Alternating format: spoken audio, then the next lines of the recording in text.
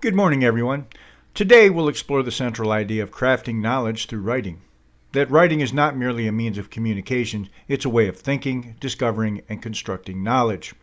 The book argues that when we write, we don't simply record what we already know, we build understanding through the very act of shaping words. As philosopher Ludwig Wittgenstein once said, "The limits of my language mean the limits of my world." We'll approach this lecture in 3 parts. 1. Writing as a cognitive and creative process. 2. Writing as a social and disciplinary act. And 3. Writing as a transformative practice that refines both thought and identity.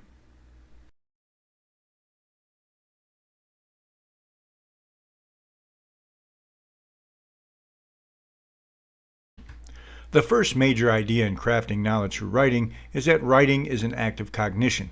The process of turning thoughts into words requires the writer to select, organize, and interpret, transforming vague ideas into concrete understanding. 1. The writer is researcher. The book describes the writer as an active investigator. Each sentence represents a choice.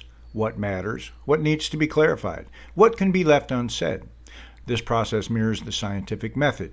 Hypothesize, test, revise, accept the laboratory is language itself. 2. Discovery through revision. The text emphasizes that knowledge is crafted, not delivered.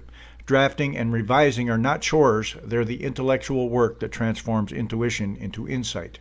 When we revise, we are literally rethinking our argument, discovering what we believe by testing it in writing. 3. Reflection and metacognition. The book stresses the importance of reflection, thinking about your own thinking. Writers who ask, "Why am I saying this?" or "What assumption underlies this claim?" engage in metacognition, which deepens understanding and leads to more original work.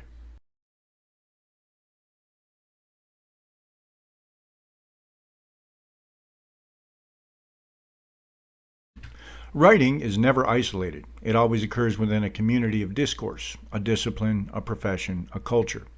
The book argues that to craft knowledge, writers must engage with the conversations already happening around them. 1. Discourse communities.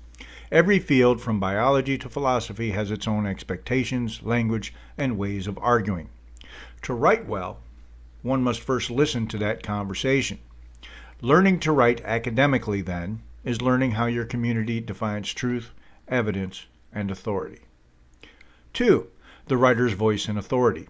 As noted in the book, many novice writers struggle with voice, balancing humility and authority. To contribute meaningfully, you must respect existing scholarship while asserting your perspective. Writing, in this sense, becomes an act of joining, stepping into a dialogue with confidence and care. 3. Collaboration and peer review. Writing also gains strength through feedback. The book emphasizes peer review as a process of collective intelligence, where meaning is refined through dialogue. Each critique, like a mirror, helps the writer see their work from another angle.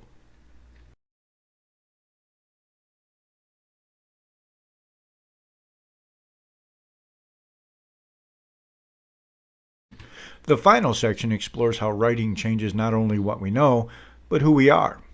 1. The writer's growth. Writing cultivates habits of patience, precision, and self-awareness. It trains the mind to handle ambiguity, to sit with uncertainty until clarity emerges. In this way, writing is an ethical act. It demands honesty about what we know and humility about what we don't. 2. Writing and identity. The book suggests that writing also constructs the self.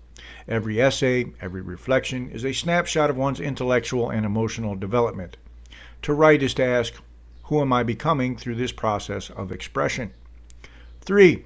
The transformative power of language. Ultimately, crafting knowledge through writing argues that writing is a way of shaping the world. Words are tools of creation. They define problems, propose solutions, and build bridges across time and culture. In this sense, every act of writing is an act of transformation, a contribution to human knowledge.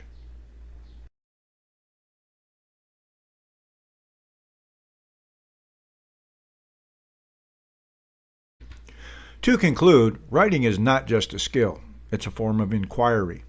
To allow us to see what we think, to test ideas, to connect with others, and to grow as learners and as people. As the book reminds us, Knowledge is not discovered, it's crafted, one sentence, one revision, one reflection at a time. If we approach writing as both discipline and art, it becomes one of the most powerful instruments of human understanding. Thank you. If you would like to purchase the book that this lecture is based on, the links will be in the description.